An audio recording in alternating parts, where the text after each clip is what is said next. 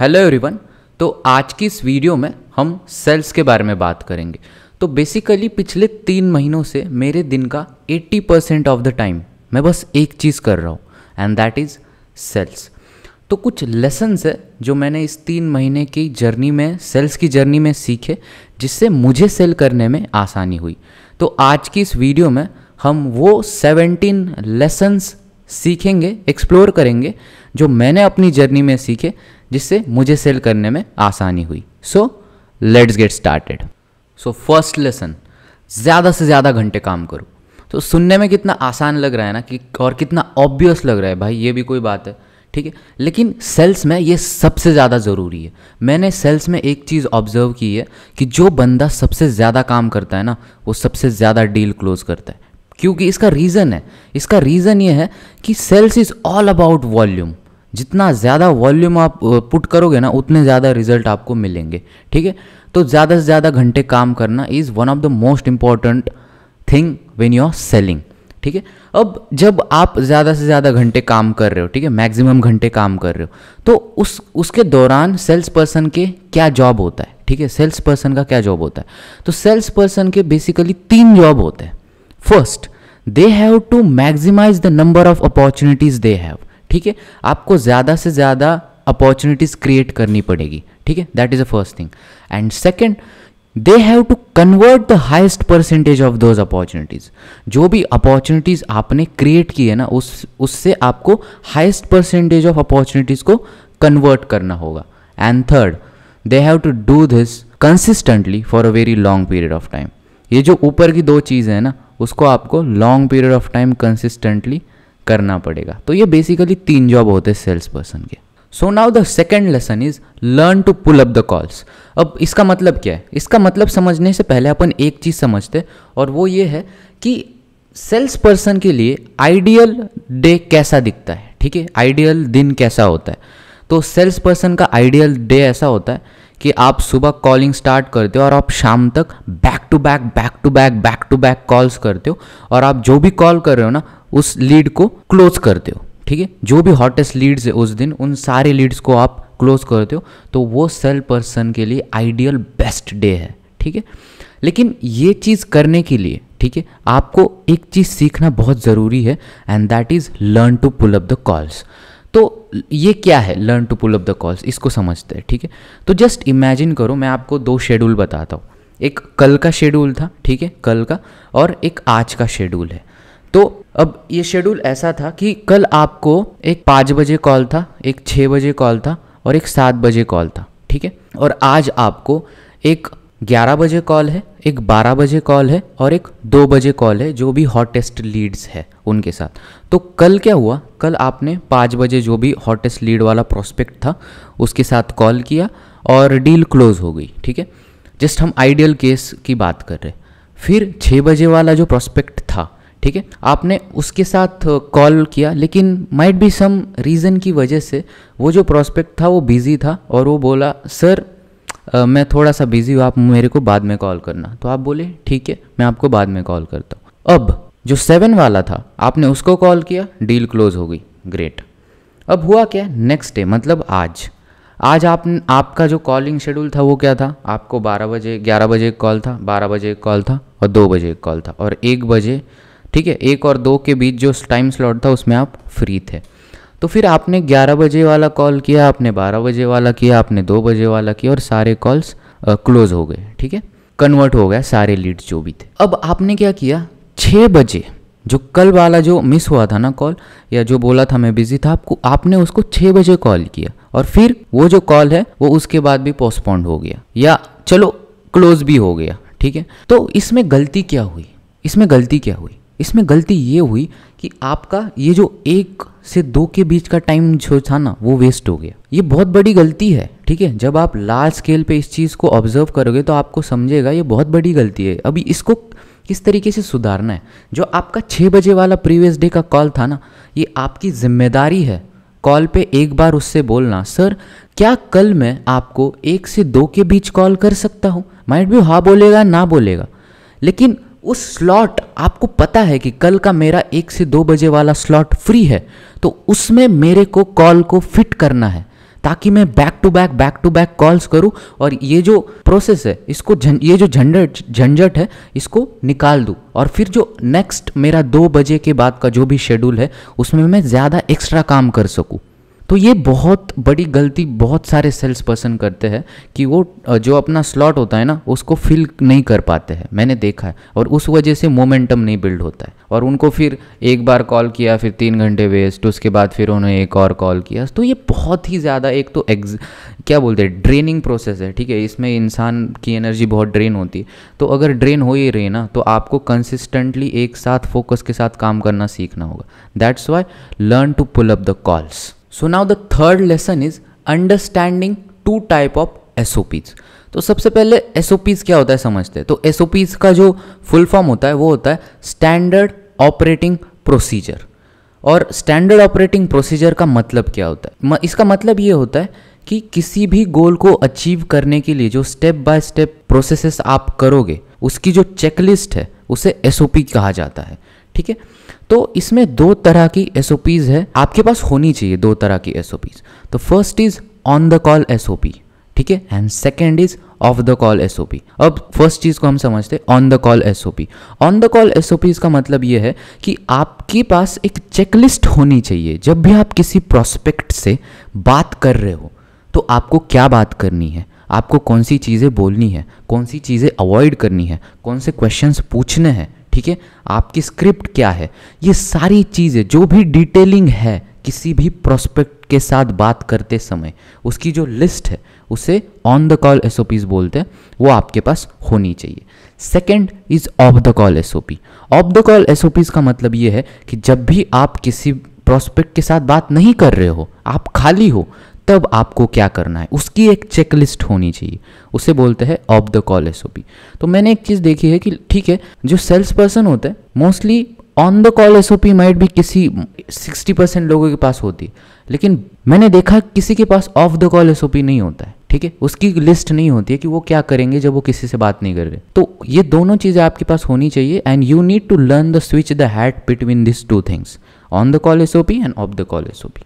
So now the 4th lesson is finish every call with a next step। इसका मतलब क्या है?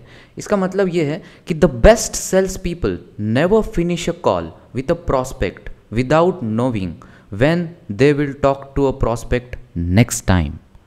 ठीक है, इसका मतलब देखो, इसको समझते हैं थोड़ा सा। जस्ट इमेजिन कीजिए कि कल आपका एक कोई लीड थी, हॉट लीड थी, उसके साथ 6 बजे कॉल था, ठीक है, शाम को 6 बजे कॉल था और आपने कॉल किया, आपकी थोड़ी बात हुई, बट प्रोस्पेक्ट बिजी था, किसी रीज़न की वजह से प्रोस्पेक्ट को कोई काम आया, वो बिजी था, तो वो बोला सर मैं थोड़ा सा बिजी हूँ, मैं आपको बाद में कॉल करूँ क्या आप मेरे को बाद में कॉल कर सकते हो क्या? तो आपने बोला हाँ ठीक है कोई नहीं, मैं आपको बाद में कॉल करता हूँ। अब इसमें आपने क्या गलती की? आपने इसमें गलती ये की कि आपने उसको ये बताया नहीं कि आप कल कब किस टाइम पे उससे बात करोगे। तो जस्ट इमेजिन कीजिए कि आपने कल उससे कॉल किया 1 बजे रैंडमली और आपने कहा सर मैं ये हूँ, हमने कल ये बात की थी, ये ऐसा है सारा। तो हुआ क्या इसमें गलती ये हुई कि आपको अगले दिन फिर सारी चीज़ें उसको फिर से समझानी पड़ेगी, वही सारी चीज़ें हिस्ट्री, ठीक है। लेकिन अगर वही आपने बोला सर ओके ठीक है आप अभी बिजी हो, क्या मैं आपको कल 6 बजे कॉल करूँ? तो प्रोस्पेक्ट हाँ बोलेगा या ना बोलेगा? अगर हाँ बोलता है तो ठीक है, ना बोलता है तो ठीक है सर फिर आप फ्री कब हो? ओके मैं 8 बजे फ्री हूँ, ठीक है सर तो मैं कल आपको 8 बजे कॉल करता हूँ। इससे होगा क्या ना कि सबकॉन्शियसली आपका जो प्रोस्पेक्ट है उसके माइंड में ये हमेशा रहेगा कि ओके मेरे को कल 8 बजे कॉल है या मेरे को कल 6 बजे कॉल है। और जब आप नेक्स्ट डे उसको उस टाइम पे कॉल करोगे तो उसको एक रिकॉल होगा कि आपने कल उससे क्या बात की थी। तो आपको सारा रामायण फिर से उसे बताने की ज़रूरत नहीं है। And that is very simple thing but very effective thing. Remember that. Always finish a call with a next step. So now the 5th lesson is 3 things best salespeople do. First, they don't take rejections personally. ठीक है, जो best sales people होते हैं ना वो एक चीज़ समझते हैं and that is rejection is a part of game and not just a part of game but a big part of game. And sales is all about volume. ठीक है, तू नहीं तो कोई और सही, ये बहुत बेसिक चीज़ है जो आपको समझना बहुत ज़रूरी है, क्योंकि जब भी आप सेल्स कर रहे हो तो रिजेक्शंस आपको फेस करने पड़ेंगे। और बहुत सारे फाउंडर्स, ठीक है, जो कि इंजीनियरिंग बैकग्राउंड से आते हैं बेसिकली, वो लोग इसलिए सेल्स नहीं करते क्योंकि वो रिजेक्शन से डरते हैं, ठीक है। तो इस चीज़ को आपको इनबिल्ट अपने सोल में डालना है कि rejection is a part of game, मैं रिजेक्ट होने वाला हूँ, but still I have to do it because sales is all about volume. Second thing, they always put more effort into the hottest leads and high value deals. They try to do as much work as possible for them because they know they can become clients. ठीक है, अब इसको थोड़ा सा समझते हैं। Just imagine कीजिए कि कोई प्रोस्पेक्ट है जो आपसे 10 रुपये का प्रोडक्ट खरीदने वाला है, ठीक है, आपने वो वाली ऑफर उसे दी है, और कोई प्रोस्पेक्ट है जो आपसे 1000 रुपये का प्रोडक्ट खरीदने वाला है। क्या आप दोनों के लिए सेम एफर्ट लगाओगे? And the answer is no, ठीक है। जो भी 10 रुपये वाला है उसका जो भी स्टैंडर्ड प्रोसीजर होगा आप उसे फॉलो करोगे, उसको क्लोज करने की कोशिश करोगे। लेकिन जो हाई वैल्यू डील है, 1000 रुपये वाला प्रोडक्ट जो खरीदने वाला है, आप उसको एक्स्ट्रा एफर्ट लगाओगे। क्यों? क्योंकि आपको पता है कि अगर मैंने 10% या 20% भी एक्स्ट्रा एफर्ट लगाया ना तो ये डील क्लोज हो सकती है। और जो बेस्ट सेल्स पीपल होते हैं वो ये चीज़ जानते हैं, इसलिए वो ज़्यादा से ज़्यादा एफर्ट पुट करते हैं हाई वैल्यू और क्वालिटी लीड्स के ऊपर। And the third is they create their own opportunities in the form of referrals. जो बेस्ट सेल्स पीपल होते हैं ना वो रेफरल की कीमत समझते हैं, ठीक है, कि जब भी आप किसी से बात कर रहे हो तो उनसे पूछना ये आपकी जिम्मेदारी है कि क्या आपके कांटेक्ट में कोई है जिनको इस प्रोडक्ट की ज़रूरत है, या आपको लगता है कि ये जो सर्विस है ये उनके लिए बेनिफिशियल हो सकती है। क्या आप उनका नंबर, उनका नाम, उनका ईमेल एड्रेस मुझे दे सकते हो? या जो भी है आपका रेफरल का प्रोसेस, आपकी जिम्मेदारी है ज़्यादा से ज़्यादा रेफरल लेना। ये बेस्ट सेल्स पीपल जानते हैं, रेफरल की वैल्यू जानते हैं। So now the 6th lesson is understand the value of referrals. See, the best sales people know the value of referrals. At the end of the call or when it makes sense, they ask, who do you know is as awesome as you who would also benefit from this? And जब आप ये question पूछते हो तो might भी दो चीज़ें होगी। एक तो वो आपको रेफरल दे देंगे, and if they give you referral, great, you win, that's what you want.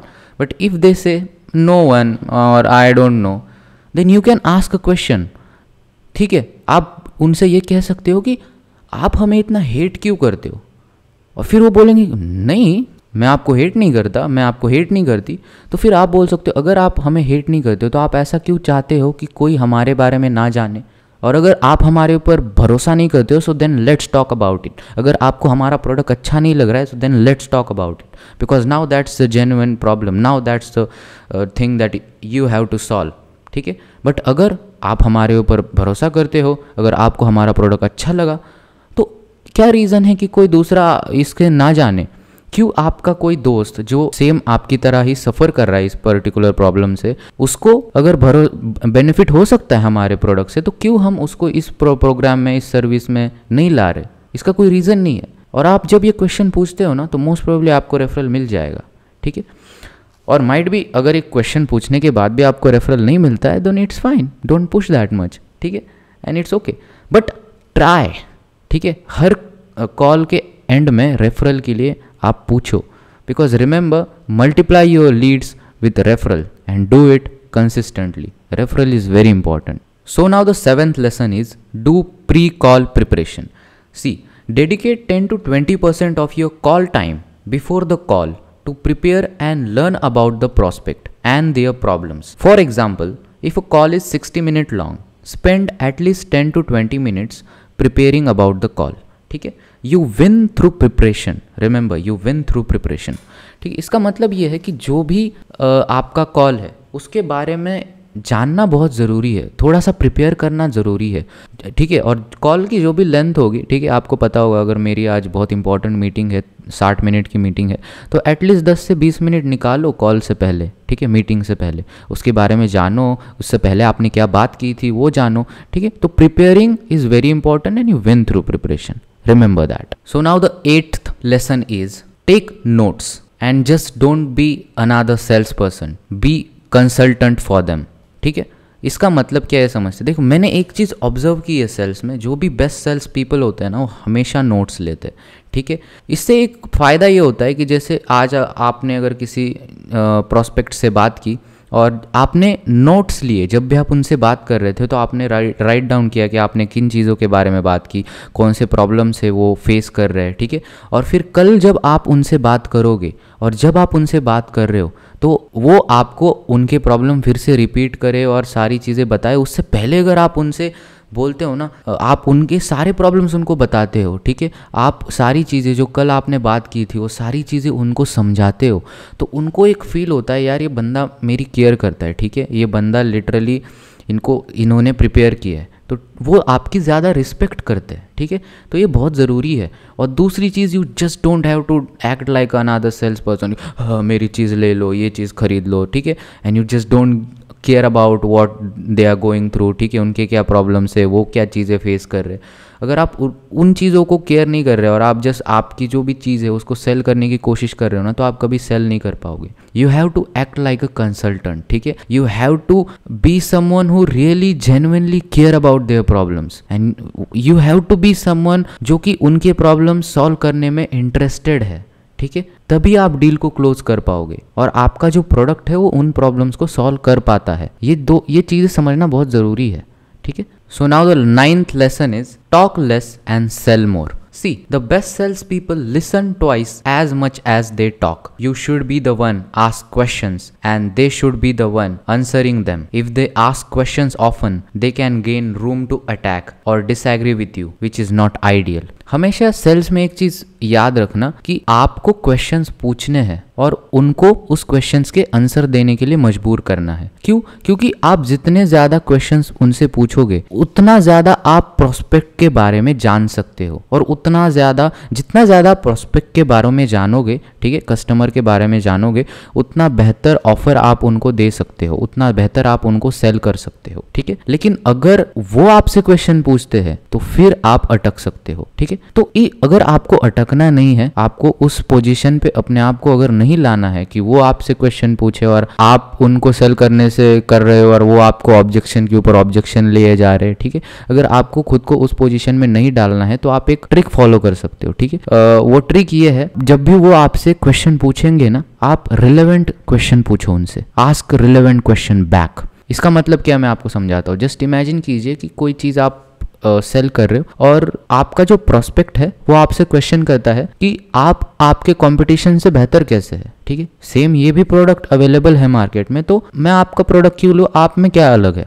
तो अभी जो नॉर्मल सेल्स पर्सन क्या करेगा, वो इसका आंसर देते बैठेगा, फिर वो दोबारा नया क्वेश्चन पूछेंगे कि ठीक है ऐसा ऐसा है, तो फिर वो स्ट्रीम चलेगी और आप अभी पावर में नहीं हो, ठीक है, वो पावर में है और फिर वो ऑब्जेक्शन लेंगे और फिर सेल नहीं क्लोज कर पाओगे, आपको मौका ही नहीं मिलेगा कभी। अब आप इसमें क्या कर सकते हो, जब भी वो क्वेश्चन पूछेंगे कि आपके कंपटीशन से बेहतर कैसे हो या अलग क्या है, तो आप ये क्वेश्चन पूछना कि आप किस चीज के लिए देख रहे हो, ठीक है, what you are looking for into the product, ठीक है। अब वो बोलेंगे कि ओके मेरे को ये चाहिए, उनसे नेक्स्ट क्वेश्चन पूछ सकते हो कि ठीक है आपको ये ही क्यों चाहिए, कौन से आप अभी प्रॉब्लम फेस करो जिसका सोल्यूशन आप चाहते हो। तो आपको समझा आपने क्या किया, आपने एक नई स्ट्रीम स्टार्ट कर दी क्वेश्चनिंग की, रिलेवेंट क्वेश्चन के थ्रू, जिसमें अभी आप पावर में हो, आप क्वेश्चन पूछ रहे हो and they are the one who are answering the questions, ठीक है। तो ये इक्वेशन हमेशा आपको बनाए रखना है और आप जितनी ज़्यादा इस चीज़ की प्रैक्टिस करोगे आप उतना ज़्यादा बेहतर इस चीज़ में होगे,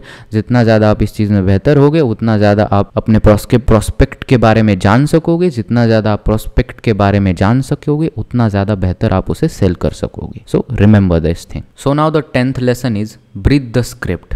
इसका मतलब क्या है, you have to breathe the script so that when you are talking with a prospect, you don't have to think about what you need to say next. If you are too focused on what to say next, you can lose the sale. Be present and attentive. मैंने एक चीज़ sales में observe की है, ठीक है, बहुत सारे लोग क्या करते हैं ना, स्क्रिप्ट को फॉलो नहीं करते, ठीक है, स्क्रिप्ट को फॉलो नहीं करते, स्क्रिप्ट को अच्छे से लर्न नहीं करते। उससे होता क्या है ना, जब भी आप प्रोस्पेक्ट के साथ बात कर रहे हो तो हमेशा उनके दिमाग में बैक इन द माइंड चलता रहता है, अरे नेक्स्ट क्या बोलना है, अरे नेक्स्ट क्या चीज़ ऑफर करनी है, अरे नेक्स्ट क्या चीज़ पूछनी है। तो उससे होता क्या है ना कि अटेंटिवनेस ख़त्म हो जाती है, आपका ध्यान उस चीज़ के ऊपर रहता है कि अभी मेरे को नेक्स्ट क्या बोलना है, और आप ये भूल जाते हो कि सामने वाला आपसे बात क्या कर रहा है। And always remember, sales is all about persuasion, ठीक है, सेल्स परस्यूएशन का स्किल है। तो अगर आप ढंग से परस्यू नहीं कर रहे, आप सामने वाले को समझ ही नहीं रहे वो क्या बात कर रहा है, तो आप कभी भी सेल नहीं कर पाओगे। So always remember breathe the script. अगर आपको किसी ने नींद में भी उठाया ना, फिर भी आपको वो स्क्रिप्ट याद रहनी चाहिए। इतनी आपको प्रैक्टिस करनी है उस स्क्रिप्ट की, और स्क्रिप्ट को फॉलो करना है। Remember this thing. So now the 11th lesson is ask hard questions.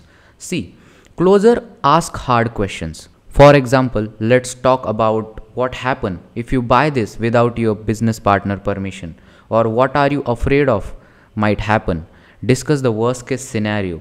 See if it can be avoided. Then discuss the best case scenario and try to stay as close as possible to that.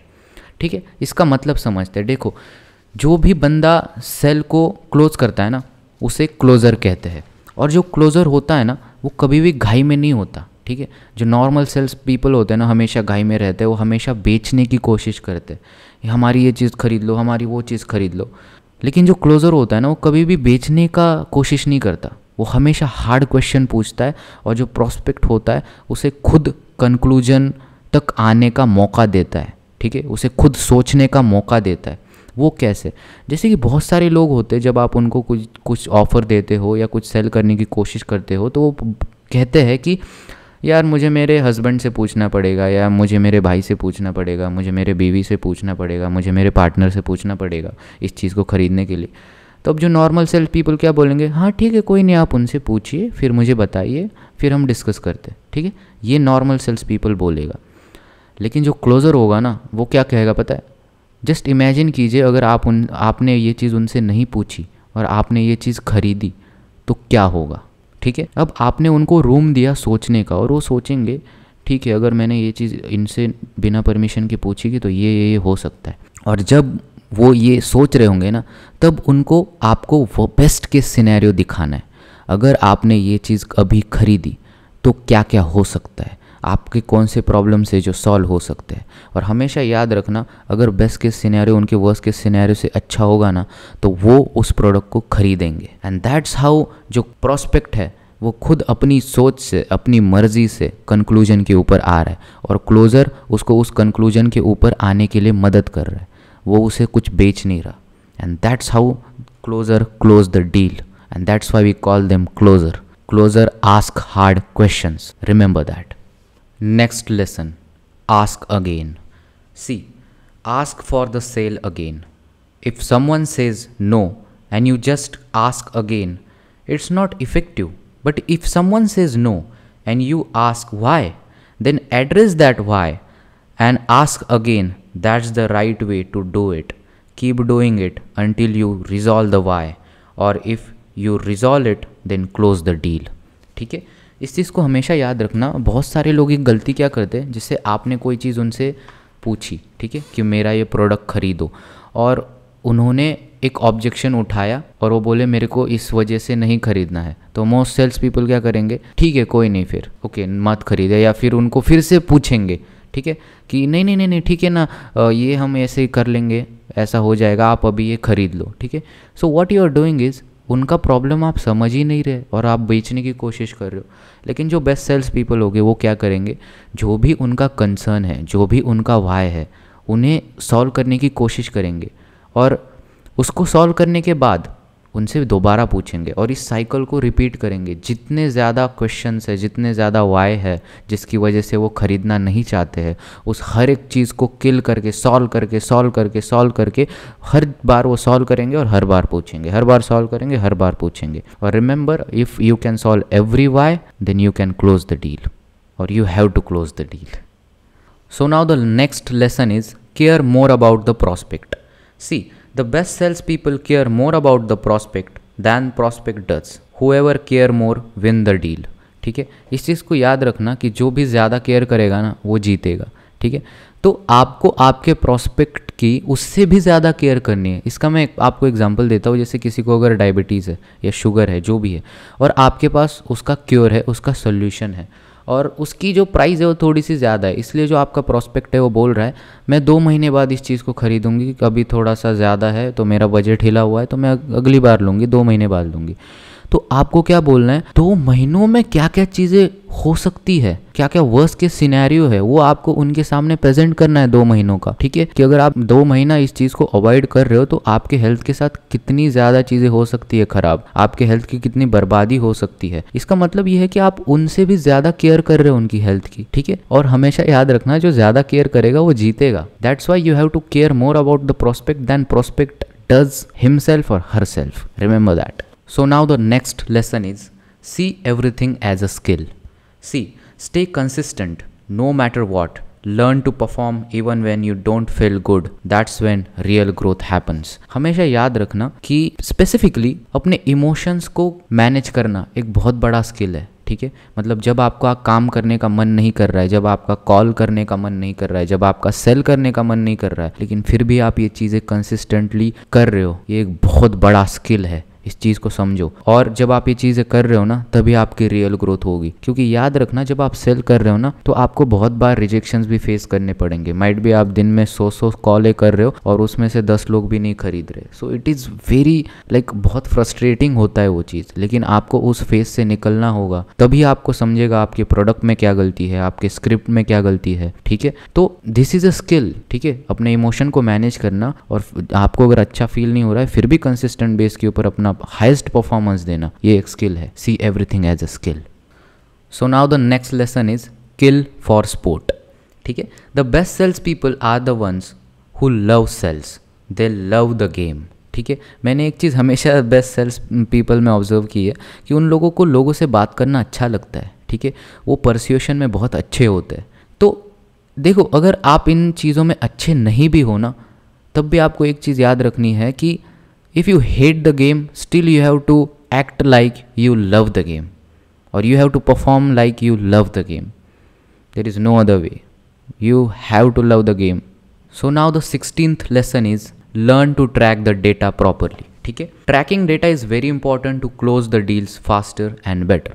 अब मैं इसका एक आपको personal example देता हूँ कि हमने एक फेसबुक ऐड चलाया, ठीक है, उसमें से कुछ लीड जनरेट हुए, और ये जो लीड थे ये योगा क्लास के लिए थे। लेकिन ये जो योगा क्लासेस थे, ये एक वेलनेस प्रोग्राम था जिसके अंदर हम बहुत सारे डिफरेंट टाइप ऑफ जो हेल्थ इश्यूज़ है ना, उनको सॉल्व कर रहे थे उस योगिक प्रैक्टिस के थ्रू, ठीक है। और उसमें वेट लॉस एक छोटा सा हिस्सा था, लेकिन हम वेट लॉस का एक पूरा 3 मंथ का प्रोग्राम चलाते हैं। अब हुआ क्या कि जब कुछ लीड आई, ठीक है, जस्ट इमेजिन कीजिए उसमें 300 लीड आई, उसमें से कुछ एक प्रोस्पेक्ट था जिनको स्पेसिफिकली वेट लॉस का इशू था। लेकिन हमारा जो प्रॉब्लम था वो स्पेसिफिकली वेट लॉस के लिए डिज़ाइन नहीं था, वो योगा था, उसमें सारी वेलनेस की चीज़ें थी। तो फिर हमने जब उनसे बात की तो उन्होंने कहा, सर देखो, मुझे ना स्पेसिफिकली वेट लॉस के लिए चाहिए, ये जो चीज़ें है ये मेरे को अभी नहीं चाहिए। लेकिन उस टाइम हमारा वेट लॉस का प्रोग्राम स्टार्ट नहीं हुआ था, वो हमारा स्टार्ट होने वाला था नेक्स्ट मंथ। अब जो नॉर्मल लोग होंगे उन्होंने क्या किया, ठीक है चलो आपको चाहिए तो मैं आपको कॉल करूँगा, ठीक है। लेकिन अब होता क्या है ना नॉर्मली सेल्स में, कि लोग इस डेटा को ट्रैक नहीं करते, ठीक है। अब ये बहुत ही ज़्यादा हॉट लीड है, उनको इंटरेस्ट है आपके प्रोडक्ट में और वो प्रोडक्ट खरीदने वाले हो, लेकिन आपके पास वो डेटा रिकॉर्ड में होना चाहिए स्पेसिफिकली। जब आप आपका इसका ऐड चलाओगे या जो भी आपकी कैंपेन आप चलाओगे वेट लॉस के लिए, तब आपको ये पता होना चाहिए अगर कोई पहला इंसान है जिसको आप कॉल लगाओगे तो वो बंदा है। लेकिन वो तभी हो सकता है उसका डेटा जब आपने ढंग से मैनेज किया है, ढंग से उधर है उसका डेटा, ठीक है। और ये तभी हो सकता है जब आपका डेटा ट्रैकिंग का सिस्टम बेहतर है। इसीलिए हमेशा डेटा को ट्रैक करना। And now the last lesson is never blame circumstances. See the best sales people never complain, they fix the issue and close the deals. They don't cry, they take 100% accountability, ठीक है। जो भी best sales लोग people होते हैं ना, वो 100% accountability लेते हैं अपने सिचुएशन की। और ये बस सेल्स में नहीं है, ये हर जगह है, ठीक है। जब तक आप अपने काम की अकाउंटेबिलिटी लेना नहीं सीखोगे, तब तक आप कभी भी बेस्ट नहीं हो सकते, ठीक है। नेवर, जो भी आपका फिंगर है ना, वो हम बाहर मत करना, हमेशा अंदर करना, ठीक है। जो भी चीज़ आपके हाथ में है उसको सॉल्व करने की कोशिश करना। वो सारी चीज़ें जो आपके हाथ में उसको सॉल्व करो, जो आपके हाथ में नहीं है उसे छोड़ दो, उसका आप वैसे भी कुछ नहीं कर सकते। But don't cry, take 100% accountability of your life.